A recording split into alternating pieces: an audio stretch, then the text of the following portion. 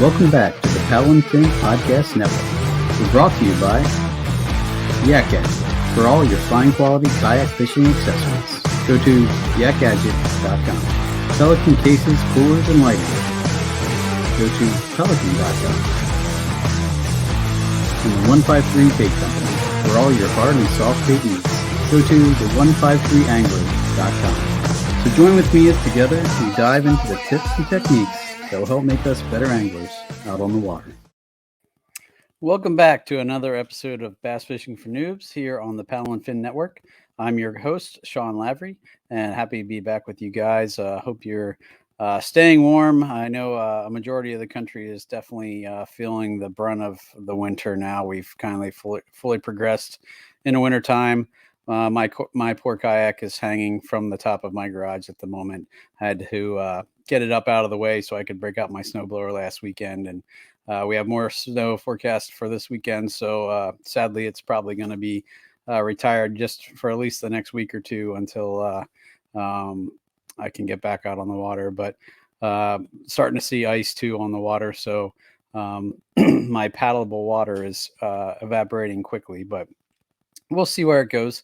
We're going to continue on with our special guest tonight. I have a guest. I was looking around for different techniques and just happened upon last year's fantasy fishing kayak fishing list. And I started going down through the names, looking at the people who I haven't yet interviewed. And one of the names that stuck out to me is tonight's guest. And I was like, man, I've had a bunch of these guys on, but I've never had Mike Elsea on. So I reached out to him and he was gracious enough to accept my invitation. So without further ado, welcome, Mr. Mike Elsea. Hey, how's it going, man? Appreciate you having me on. No problem, man. Thanks again for coming on. Your name was towards the top of the list on the fantasy leaderboard from last year. And I was like, oh man, how have I never talked to him before? So no worries. I'm a nobody anyway. It's all good. Yeah, I don't know about that. So, but for the folks who haven't heard of you, why don't you go ahead and let them know who you are, where you're from? Yeah, man. Well, like you got my name right too, and sometimes that's a challenge for people. Most people just butcher my last name for some reason. I don't really understand that why, because it doesn't seem like it should be that hard, but people do. But at any rate, name's Mike Elsea. Currently live in Mooresville, Indiana. I've been fishing pretty much all my life. Kayak fishing for the last, I guess it'd be 3 years now. This is going into my 4th year. Kind of started, I came from the bass boat world. I mean, I'm sure a lot of people you've talked to or have a similar story. But I started pretty young. I fished my first tournament when I was 16 and just kind of went from there. Ended up doing like team trails and things of that nature. And then kind of graduated up a little bit from there and started fishing some things like just some regular national trails and things like that. And then from there went to like the Bassmaster Opens and the FLW tours and things like that. And then kind of got away from that a little bit. Life got in the way, so it's kind of hard to cover some of the expenses. And so I took a break and then discovered from a buddy of mine, fishing out of a kayak.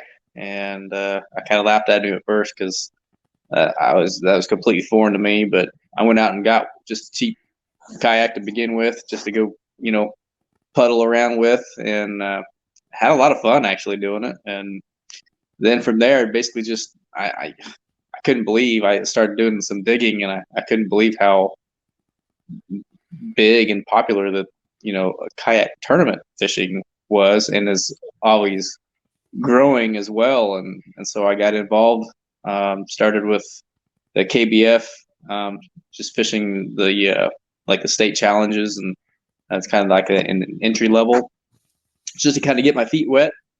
And turned around and won the challenge series Angler of the Year my first year, and qualified for the national championship the following year. and lo and behold, went out and won that sucker. That's crazy. It's I been mean, crazy since then. It's been a whirlwind, but I that's absolutely a heck of a progression, man. Holy cow. yeah, you can say that. I And feel now like I'm a pretty much, slacker. and now I'm trying my best to do this full time now, man. So it's been a blur for I the can't last even 3 or 4 imagine. years. Yeah, yeah. I mean, to just go from dabbling in it, getting your feet wet to competing on the national stage, let alone winning on the national stage. I mean, that's crazy in such a short period of time. It tells you a little bit about your skills as an angler, I think. So Well, I don't know about all that. I mean, I've been doing it a while, but really, it's I still to this day give all the glory to God, of course. So amen to that, man. So what kind of drew you to kayak fishing as far as like when you left the kind of the big boat world, just looking for a different way, or you just happened to try it and kind of got hooked? a little bit of both, really. I mean, I don't. And the bass boat world is extremely cutthroat. I mean, really bad, and it gets to a point to where it's more about who's got more money, and therefore you can afford more gadgets and spend more time on the water because all that kind of stuff. What I Right. mean, granted, some of that kind of spills over into the kayak world nowadays too. However, it's still a fraction of the cost of what it is to be involved in the whole bass boat world. I was Um, just going to ask you that. Do you see the kayak world trending in that direction? I know that's uh, always, that would for me that was the draw of the kayak, world, is that everybody was so nice and there wasn't all the I don't know even how to describe it. It was just a much more friendlier community. it is Uh, the camaraderie. That's really the icing on the cake between that's the biggest difference between the bass boat world and the kayak community. The kayak community, since I started fishing out of a kayak, I mean, it literally put the fun back into fishing for me. Yeah, back in the day, it got to a point where, I mean, it was more like a job. I was kind of trying to make it my job, of course. I mean, I've always had, the goal to try to fish for a living in some way or fashion. Um, but it got to a point where it just wasn't fun. And kayak fishing definitely 100% put the fun back in it for me. And the camaraderie between, like you just said yourself, everybody is so nice and so helpful. Yeah, you're going to have those few individuals that are just like that. Um, right. but by and large, overall, the kayak fishing community is just, it's one big happy family. If you think about it, to me it is, and I just absolutely love it.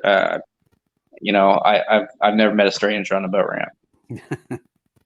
No, I hear you, and that's one of the things that totally drew me to it. And for the longest time, I'm kind of an introvert, and which is weird that I'm doing a podcast now, but stranger things have happened. But for the longest time, I was so nervous to go up to meet people, and so I stayed away from big events, and I didn't go out for tournaments or anything like that. And when I finally did, I was like, oh my gosh, that was so silly to stay away, because I thought I would be shunned or looked down upon or whatever. And it was not like that at all. Everybody was super gracious, took me under their wing, let me show you this. Oh, Yeah, well, here, hey, you're doing this wrong. Let me show you how to do it. And, it was just, an amazing environment. And, I kind of kicked myself for, staying away for so long, or, being afraid of it, because it was nothing like what I expected. So, absolutely. I mean, you got people that are like literally throwing, bags of baits in your boat for you. Here, this is what right, I'm using. Take it, try it. right. It's, you don't see that very often in other sports, in any Yeah, sport for that matter. right, right. And when, I, come off the water and end up having a 45-minute conversation at the boat ramp, trying to, my wife's like, where were you? And I'm like, this guy stopped me and we Yeah, talked for 45 minutes, and, that's a cool thing. And I love that aspect of the sport, and trying to do my part to help the sport grow, but also grow in a fashion so that we retain that and not grow into the cutthroat sport like the And best. you're exactly right. That's what it's about. I mean, everybody's, we're all competitive. I mean, that's part of the fun, though. But yeah, there's a fine line there between being competitive and then being unruly cutthroat, if you know what I mean. Right, for And sure. yeah, we don't. I've never seen that yet at this point. And you fished, on the stage where you think if it was going to show up, it probably would have by now. So Yes, absolutely. I've been from one end of the country to the other already in these, past couple of years, doing this, and it's all the same everywhere you go. and I feel like we're lucky to have ambassadors of the sport that really are the most genuine people out there. I think of like the Jody Queens and those kind of guys that literally will you know just take you under their wing and totally treat you like you've been their best friend for years. And that's what makes this sport so special. So Agreed, completely.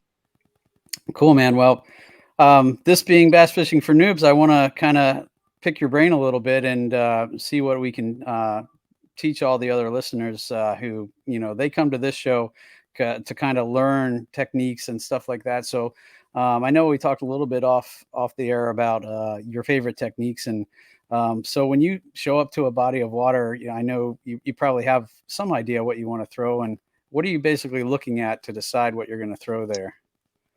You know, there's a lot of factors to kind of, all try to put the puzzle together, all to take into consideration, and I certainly don't want to, overwhelm anyone. So I'm going to try to keep things as simple as I can here for folks that are just getting into the sport, just learning things for fishing, about fishing. You take in consideration things like the time of year. If it's early spring, the water's cold, uh, fish are in, say, a pre-spawn mode. I mean, the water isn't warmed up enough for them to even think about, heading to the bank to spawn or anything like that. You're probably not going to want to go out there and start throwing topwater baits, for example. So, I mean, that I know that's kind of an obvious uh, statement there, but I mean, it's things like that though that you got to take into consideration: time of year, weather, what kind of body of water that you're on. Does it have vegetation or does it have or doesn't it? Is it mostly is it a reservoir? Is it a natural lake? Is it a river? Is there a current involved? Those kinds of things. And of course, you typically do this type of research or homework before you even get there, right? Hopefully, at Right. least Yeah, somewhat. Yeah. hopefully. Sure. So that's really the starting point. Um, that kind of obviously leads into deciding on what type of tackle you're going to have with you, once you get there. I've heard of approaches of, trying to pick one bait for each part of the water column, depending on the time of year. Obviously, like you said, when it's real cold out, the top water stuff and, the very top of the water column might not be the best or your starting point anyway. But is that kind of generally how you break it down or Yeah, that's one way of looking at it for sure. I happen to have a little bit of background in biology and things like that. So that is a play for me personally. I have a degree in wildlife management, and so I do know a little bit about bass biology and things like that. So for me personally, that also kind of plays a part in the decision making as far as how to break down things or how to approach a body of water, per whatever time of year we're talking about. But yes, you're absolutely right. Having baits to cover the different columns or the different levels in the water column, that's a great way to break things down, or at least to be halfway prepared for any situation. And I know some of the baits that you were mentioning can be fished in multiple parts of the water column. So that's also another consideration, I think, would be having those versatile baits that you can slow roll on the bottom, but also, on the same rod and everything without much change in your setup, work them through the middle of the water column just by your retrieve and, how deep you let the bait go before you start your retrieve. Absolutely. Case in point, a perfect example of that would be something like a spinner bait or a chatter bait.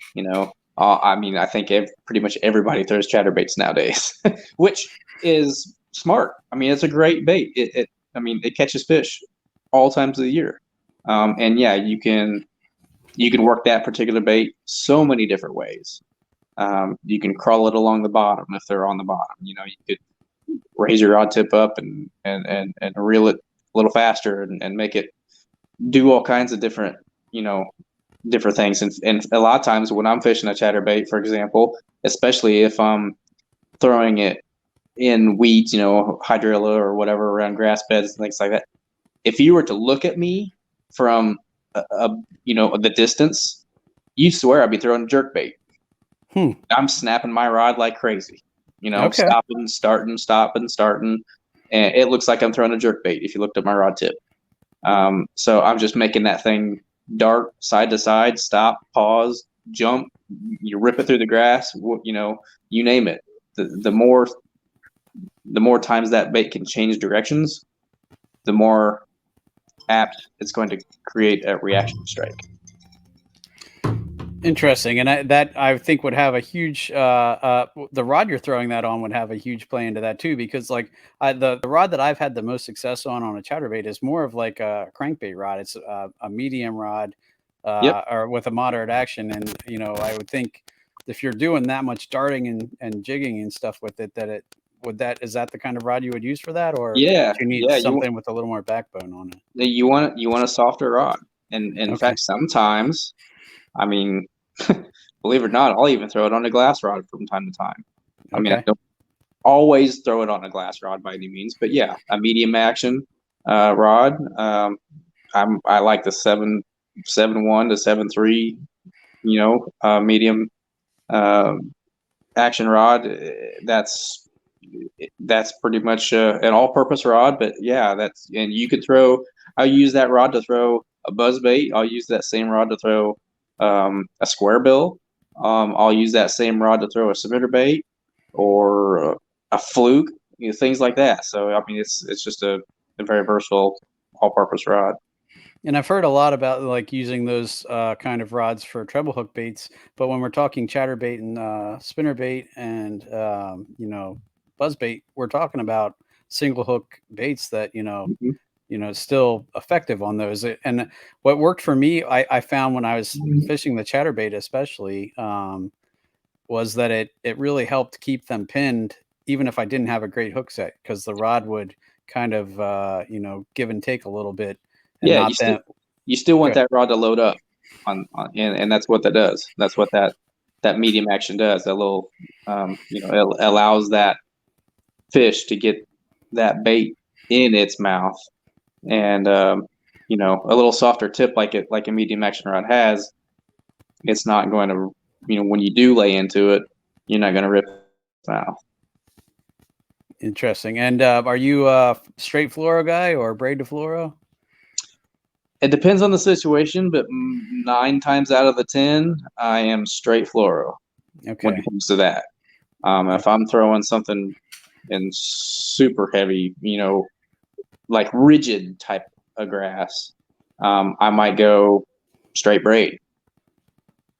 And that's, again, if I do that, then I might even put that on a glass rod or something, so it's even more parabolic. But most of the time, like I said, when I'm throwing something like a chatterbait or a spinnerbait, it's straight fluoro. Okay. And I just drew a blank on what I was going to ask. Give me a second. No, I was listening, trying to listen to what you said, but then lost my train of thought. But it's gone. Well, when you're looking for like where you're going to throw the your chatterbait and stuff, Oh, I know what I was going to ask you. Do you start out with like a straight retrieve, or are you right off the bat doing your pops and trying to get it to jump as much as you can? Yeah, I mean, that's kind of a hard question to answer, really, because I mean, all situations are different, really. I mean, I very seldom just do a straight retrieve. I mean, and now I'm not saying that I immediately go into ripping it and jerking it and all that kind of thing, but I'll at least reel 3 or 4 cranks and then pause, and then maybe just a little bit of a snap the rod tip, but not nothing crazy. But again, a lot of times, most of the time, okay, all the time, I let the fish tell me how they want it. Right. I've But heard that so many times, but yeah, I'm still learning to listen to the fish. So yeah, that's yeah, that's really the key to, in my opinion, working just about everything, whether you're flipping a jig or a Texas rig and a worm, um, throwing a frog, something. The fish will tell you how they want that presentation. If you're flipping a jig, do they want it hopped up, off the bottom, hopping it, or do you drag it, or do you just let it sit? Same way with the Texas rig. Your cadence on, a jerk bait or a frog, also across the top of your cadence. The fish will tell you how fast they want that bait, or how much of a pause they want that bait. And I was going to say when we're saying that the fish will tell you, that is so when you get a bite, you have to kind of really go back and think, what was I doing exactly when I got that bite? Absolutely. Yes, sir. And then trying to repeat that, and if that you get more bites on that same thing, then you kind of know, yeah, okay, that's what the fish are telling me today. They Yep. want this many pauses, or they're hitting it on this part of the fall, or that kind of thing. So That's the definition of a pattern. and that because sometimes when I first heard people talking about letting the fish tell you what they want, it was confusing to me. I'm like, well, what if I'm not getting any bites? Well, then their fish are telling you they don't like what you're doing. Yeah, keep changing, change it Right. up, keep doing something different, completely. Think outside the box sometimes, and just throw something completely crazy. You might surprise yourself. You never know. Right. It's hard to do sometimes. I mean, it is really hard to do that, especially if you're like in competition. You've got something going on. You think you have something figured out during practice time or whatever, and then whatever happens, this always happens to me. The conditions change, and then you're stuck trying to do the same thing and forcing it to happen, and nothing's happening. You got to get outside of your own head sometimes and just start over. Right. I mean, it's crazy. hard enough during regular times, but let alone throw competition into the mix where you're really on the spot to perform, and it can be that's where the mental game comes into it 100%, I think. So Yeah, that's probably a different podcast. it's the Mindset Podcast with Chris Slicka, one of the other segments on Paddle and Fin. So. No, he does a good job, and it's to the point where it is a total. You can do a show entirely on that, obviously, because he does. Yeah, it. you can. You But absolutely can. and that's, I think, one of the areas where I struggled the most is I got so frustrated, but then when I'd go back and looking back now at how I fished when I was relatively new, and I would just force something and force it and force it, and come back completely dejected because I didn't get any bites, but I also didn't really change it up that much. I had what I knew how to do, and didn't really branch out a ton, and I would just come back and say, oh, well, the fish weren't biting today, or there's no fish in that spot that I was fishing. But later I learned it really was I just wasn't taking the time or switching up enough to figure out what they wanted to. Hey, I still struggle with that. It's not just everybody struggles with that. That's part of the game, I guess. We talked. So I think like chatterbaits, spinnerbaits, that's more of a moving bait. But like I said, like you said, you can cover different parts of the water column with both of those. Whether you're kind of slow rolling it on the bottom, or speeding it up a little bit, lifting your rod tip and pulling through the middle of the column. What do you do when you're looking for a slower presentation? What's your kind of go-to there? Yeah, I'm a like a Texas rig creature bait or a worm, and or just a jig, just your good old fashioned jig. I mean, that's the type of fishing that I like to do the most. Um, Obviously, yeah, not to get back on the whole moving bait thing, but yeah, when you're searching, you're trying to find the fish, trying to find the areas where where they're at.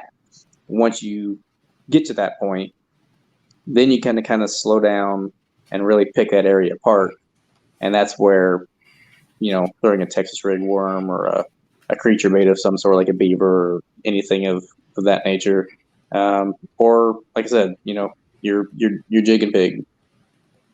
That's where that comes into play.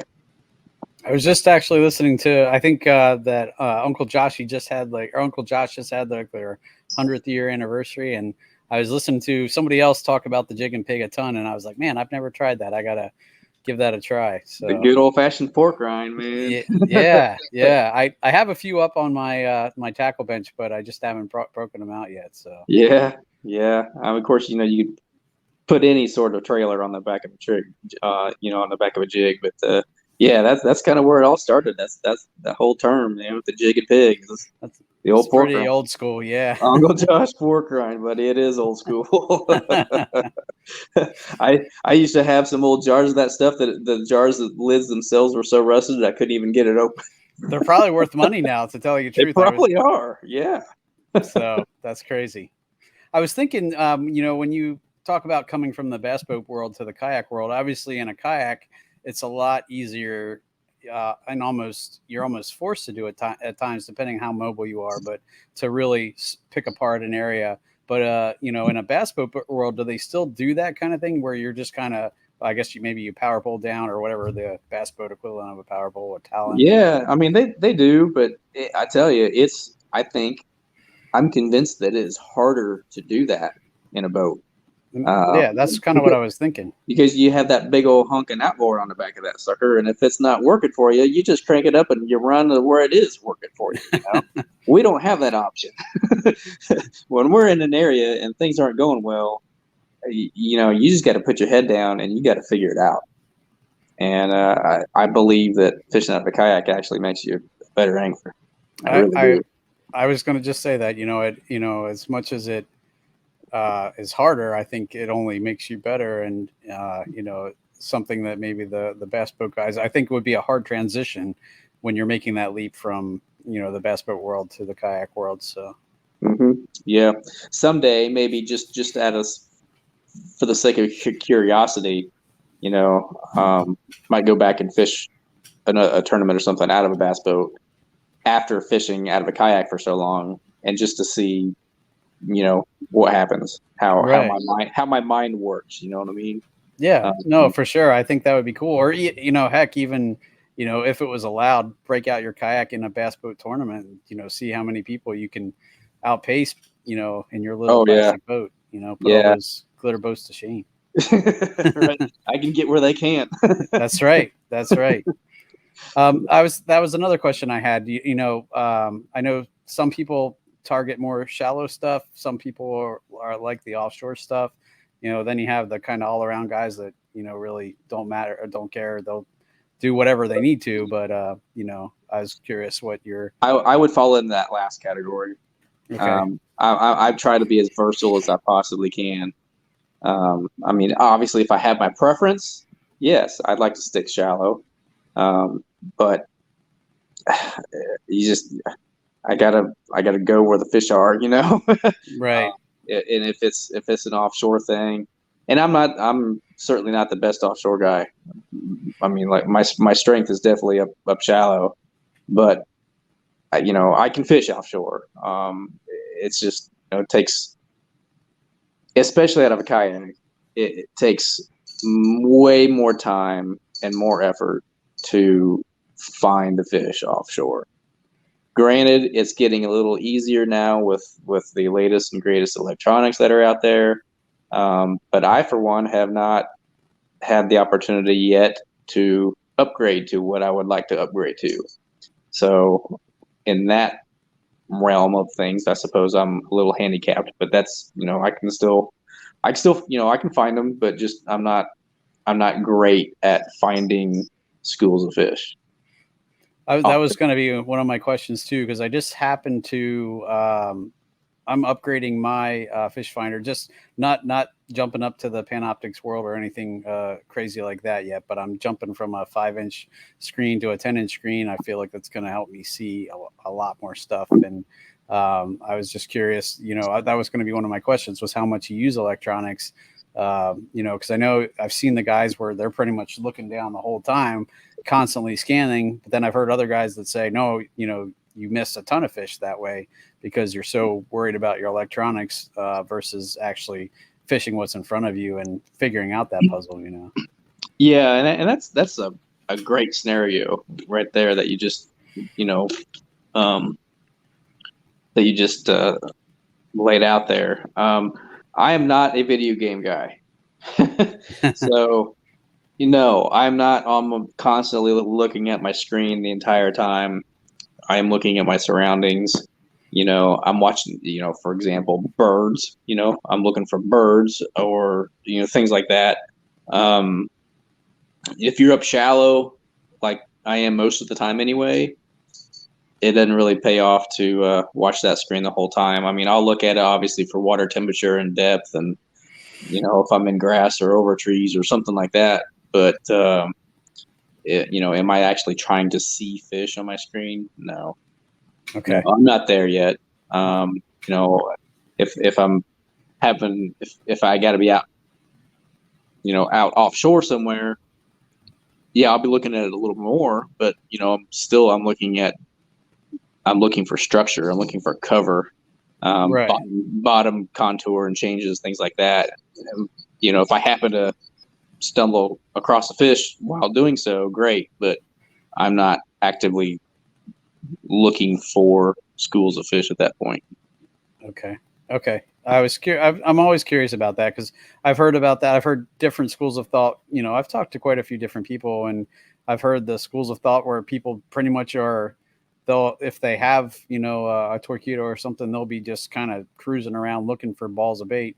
And then when they find them, they'll stop and fish it, But then I've also heard the very exact opposite where they're more just driving around looking for rock piles. They'll mark a bunch of rock piles and then make a beeline back through that and hit each rock pile and see what's there. So yeah, and I would be more like that guy personally. And that, I mean, that now, don't get me wrong, when you look at that rock pile, a lot of times you will be able to see, fish if there's fish on it, at least somewhat, but just because you don't see fish on there, sometimes they're either hugging super tight to it or, fish finders aren't perfect. So it doesn't mean, just because you don't see them on the graph necessarily that they're not always there. It's all about boat position, and dude, that is so hard in a kayak. I don't care. I'm still definitely learning that as well. I mean, even if I do find it on my graph, it doesn't mean I can hit it with my bait. So yeah, it is. Boat position is it's everything. I mean, if you really break it down, if you're throwing out if you see a rock pile on your graph or something, it's those fish could be stacked in there on one side or in some particular formation. The right words are probably escaping me right now, but you kind of get the idea of what I'm trying to say. I think it's the angle of that cast that triggers a strike or not. 100%. Yeah, no, I've mentioned a lot on the podcast. I live right next to the Susquehanna, so I fish that a lot. And there's definitely times where fish will only be on the downriver side of the rocks, or vice versa. It really, and it can change on the day. It can change by the hour. But if you find them in one spot, 9 times out of 10, you go to the next, cluster of rock piles or the next ledge, and they're going to be in that same spot on that ledge too. So yeah, positioning. Yep.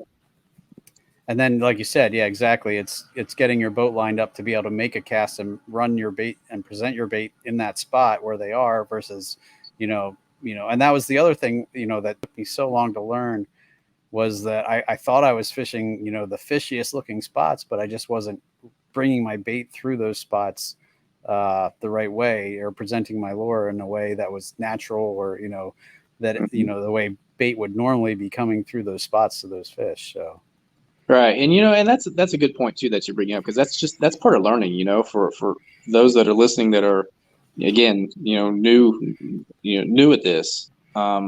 If you're throwing at a tree or a lay down or something like that, and you can make 2 or 3 casts and don't get a bite, don't give up on it.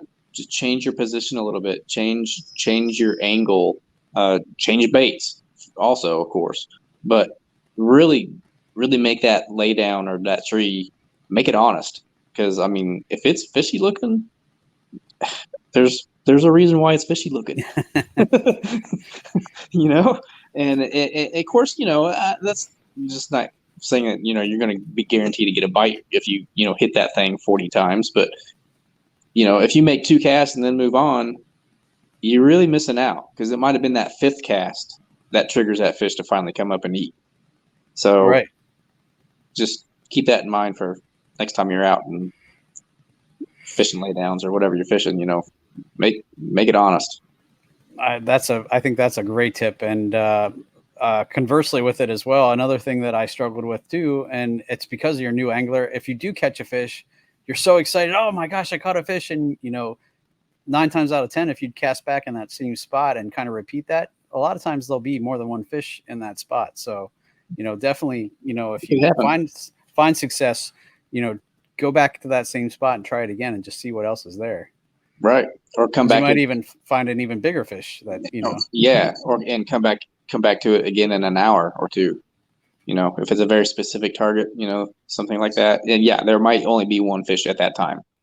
But later on, another one could very well pull up.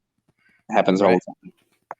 And another part that goes along with that too is, working on your casting, so that you can get, because at first when I was afraid of snagging a lot, or, and so I would cast and drop it, 3 feet away from the tree and be like, that's close enough, and it wasn't until I, started getting more comfortable. I don't know if it was comfortable is the right word, but more, just ready to lose whatever I'm going to throw in there.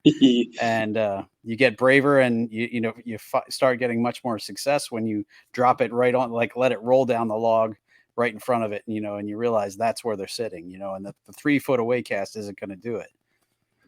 That is, that's how I won the national championship. I mean, so, everybody knows now, of course, that, I was fishing around cypress trees, and a lot of times, I would actually watch people. Well, I'll take that back. During the time that I was actually won, I was pretty much all by myself most of the time. However, okay, so here's an example.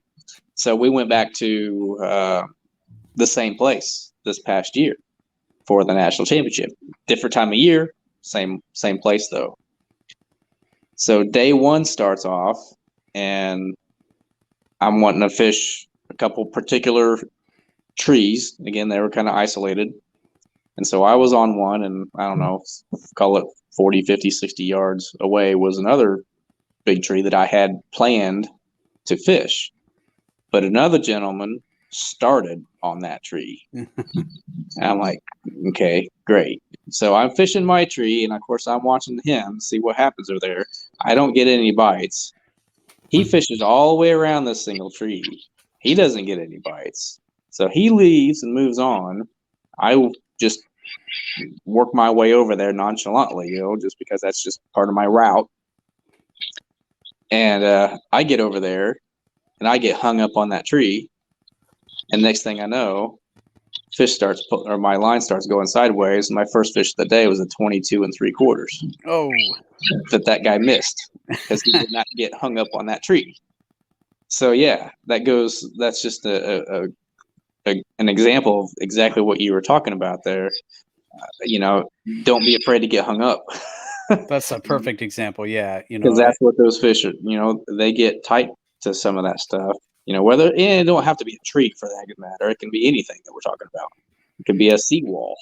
If you're Right. 2 foot off of a seawall, you're thinking, well, shoot, that fish he's got fins, he's got a tail, he can swim out there and grab it. But that's just not how it works a lot of times. They're sitting in that shade or up against that structure or that piece of cover for a reason, and that's to ambush prey that comes right in on top of them unknowingly. And so, that's how you want to present that bait. It like, some prey that comes right in there unknowingly, and all of a sudden, whop. Right. No, and that's where that biology thing comes into consideration, because the bass, the reason why they're there is because they know that the bait can only move in certain directions. Like it can't run into the wall. Obviously, if it hits the wall, they got it. So that's why Yep. they're there. So if you're 3 foot away and they're just looking at that bait like, oh, he's out there, you can get away. I'm going to wait for the one that comes right along the wall and he has nowhere to go, and that's the one I'm going to hammer. Exactly. You hit it right. You hit it right. Exactly right. Bullseye. Bass are lazy most of the time. Yeah, they have their spurts that you see them out there school and they're chasing, everything like crazy. But most of the time, they're lazy. Those big fat girls, they're lazy. They're big and Right. fat for a reason. Exactly. I was going to say they didn't get that big fur by running around. So now that's like you said, it's not to say you can't, get a school fired up or something, and then they're just going to hit whatever you throw in there, basically. But Yeah. but when you're working it and really picking apart an area, you're gonna, and that another point that your story about the national championship brings about is don't get totally psyched out if you're fishing behind someone, because just because they're there doesn't mean they're doing what they need to be doing, to figure that out. I had an example of that earlier this summer. I was fishing with a gentleman I hadn't fished with before, and he was throwing a whopper plopper on the river, and I was throwing just a Rico popper, and I was fishing behind him, and I was catching 2 fish to every 1 fish he caught, if any. And he's like, "What are you doing?" And I'm like, "I think it's just the slow, like you're just burning through that area, and I'm just slowly popping through there." And they're just they don't want it fast. And Different presentation, a different sound, all those things make a difference. Yeah. It's under the whole umbrella of presentation. That's the key word there. It's all about presentation. right. And those are the lessons that it's hard to learn at first, because you want to how you think how the bait should be worked, but just because that's the way how to do it doesn't mean that's the way the bass want it that day, or and Yep. when Moody, man. fortune smiles on you and you figure out the right one, then then it turns into a good day, or and those kind of days really hook you and keep you coming back for sure. Absolutely. Yep. Cool, man. Any other baits that you would consider, oh yeah, that's something that I always have tied on, or that kind of thing? Oh boy. Yeah, so when the whole idea when I was in the bass boat world, so you got this big old deck, right? and the way to tell if a guy in a bass boat is on fish or not is you just look at his front deck. If his deck is full of rods scattered all over the place, he's not on anything. Right?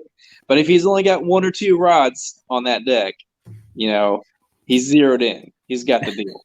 Right? He knows what's going on. Yep. Exactly. So to translate that into kayak fishing, me personally, for example, so all my rods are sticking up in the rod tubes, right? So I'll carry sometimes 10 up to 12 rods with me. So I'm out there, I look like a dang porcupine. If I'm out there and I look like a porcupine, you know that you're safe. but if I've only got 1 or 2 rods with me, well, you might be in trouble. That's funny. But yeah, I mean, now practice time, of course. Yeah, I'm going to look like a porcupine all the time, because you got to try to get things, narrowed down. But yeah, I'll have, obviously, I always have a Texas rig something tied on. I may have a couple of them with different weights, different sizes of weights. I might have something with just an 1/8 ounce weight or something, and maybe something else with a quarter or a half or something like that. Yeah, I'm always going to have some sort of moving bait or two tied on as well, whether it's a chatterbait or a spinnerbait. Something that searches, a square bill crankbait. And I don't even know why I just said that, because I hate throwing crankbaits, but I will. Yeah? I do. I don't know why. I just don't like throwing crankbaits. Okay. But I'll have a square bill tied on just because I know it's a good search bait, whatever. Right. I will. Yeah, and then from there, the rest of the rods that I'll have at any given time will kind of depend on just what's going on, the conditions and the time of year, all that stuff that we kind of talked about in the beginning. Right. So, right. I may end up having 3 or 4 different jigs tied on. I may have 2 or 3 different, frogs tied on, or I may, have a couple different buzz baits with me or something, So it just kind of depends on, what's happening. Right. I'm sure it depends on the water you're fishing, because like the baits I tend to gravitate to on the river are completely different than the ones I gravitate to on the lake. Because I'll have different colors, different in the case of a spinnerbait, for example, I'll have different colors or different blade configurations. I'll have a double willow leaf spinnerbait tied on, and then I'll have complete opposite, like a single Colorado blade or even a tandem Colorado blade or something like that. And I would think water quality plays a lot into that, or water clarity rather plays a lot into that too. Like how much noise you're trying to make versus how much flash you want. Absolutely. Yeah. So just like I said, I always have, let me count here again. I always have a Texas rig and a jig, and then some type of moving bait. So there's, say call that 3 or 4 rods, right? And so the rest of those porcupine quills, if you will be just, dependent on the situation, the conditions, what's going on, where I'm at, that kind of stuff. Gotcha. And I know one of the reasons I've also heard a lot about where you're keeping that Texas rig bait on is for kind of to follow up a cast. If you have a strike but the bass misses it, you can throw your Texas rig plastic in there, and so it might think, hey, I nailed that thing.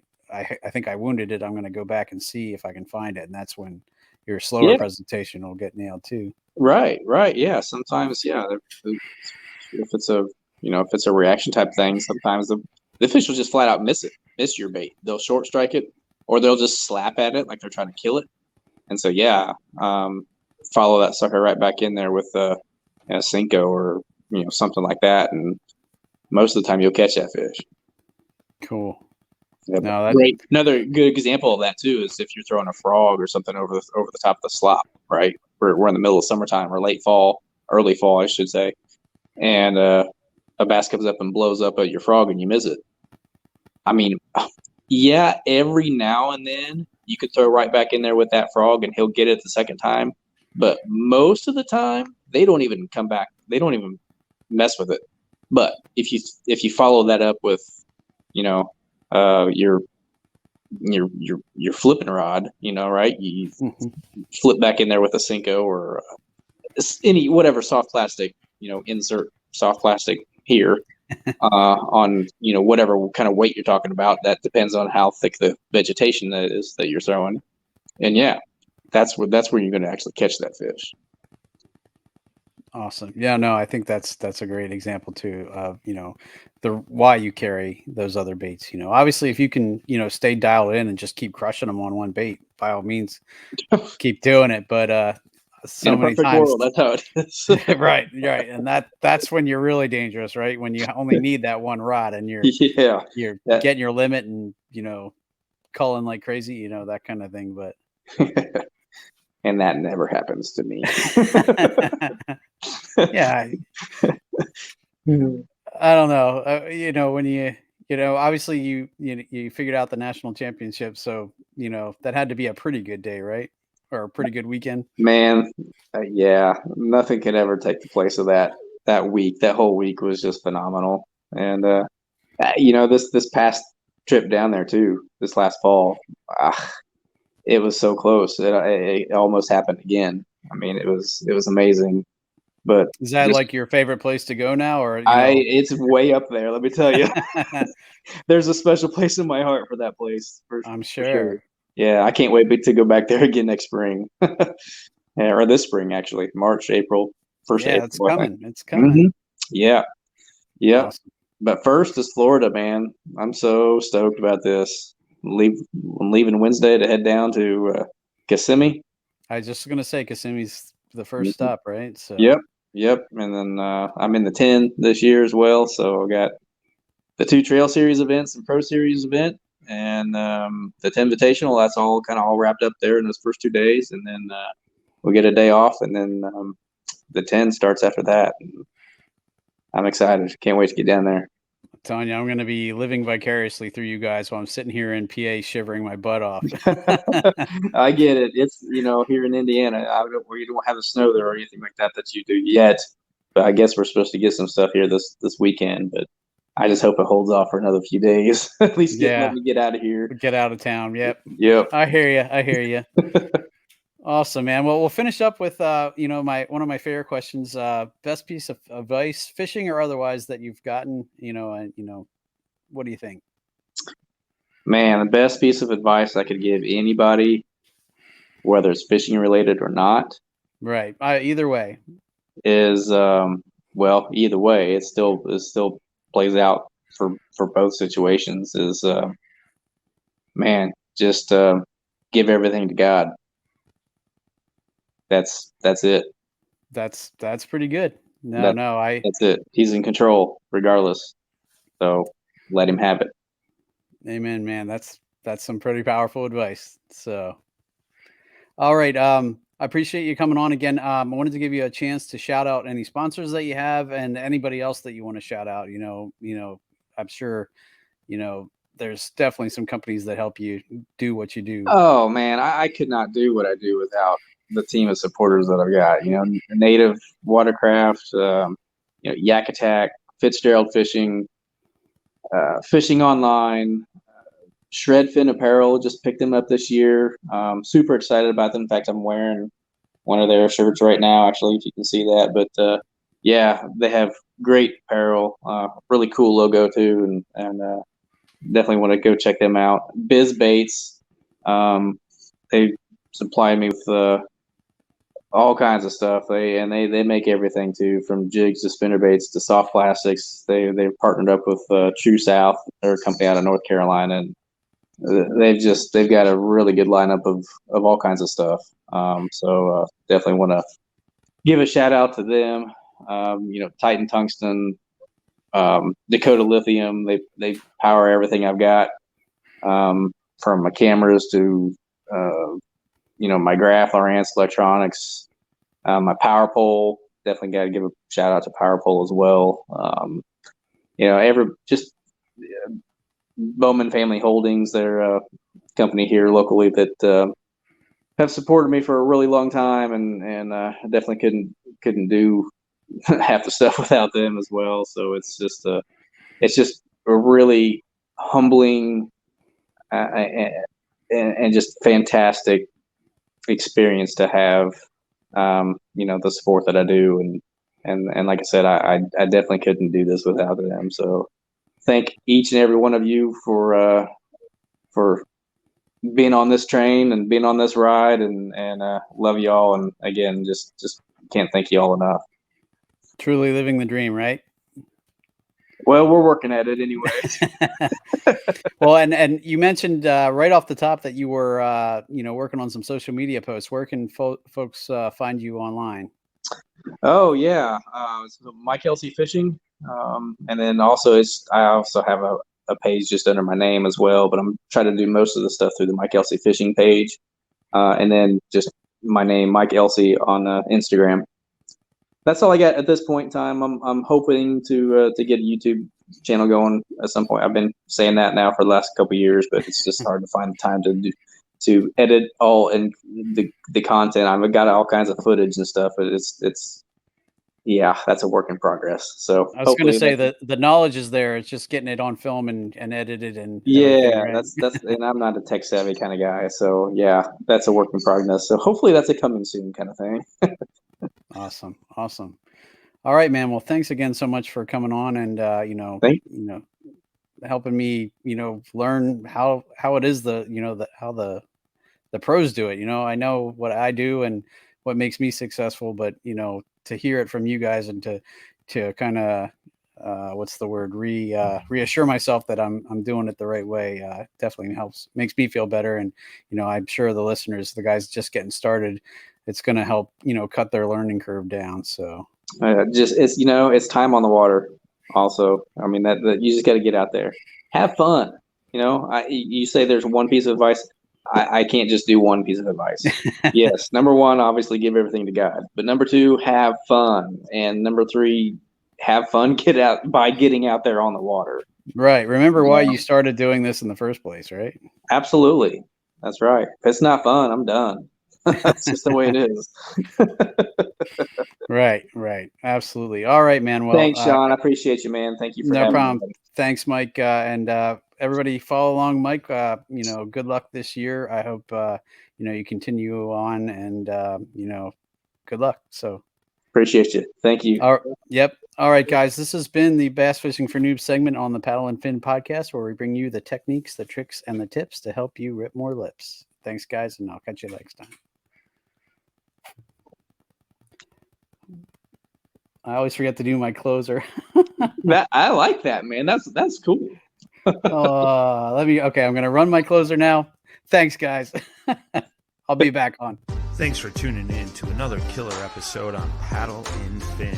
Don't forget to go check out our website at paddle_and_fin.com. Don't forget to check out the YouTube channel at Paddle and Fin. If you got a question, comment, want to hear from a future guest on a future episode, feel free to email us at paddle_and_fin@gmail.com. Don't forget to follow us on social media at Paddle and Fin on Facebook and Instagram. Shout out to our show supporters, Angler. The Angler button and app just makes for a better time on the water and creates a virtual logbook for every fishing outing out on the water. Shout out to Rocktown Adventures, located in northern Illinois, for all your kayaking, camping, and hiking needs. Shout out to Jig Masters Jigs. When in doubt, get the jig out. Go to jigmasters.com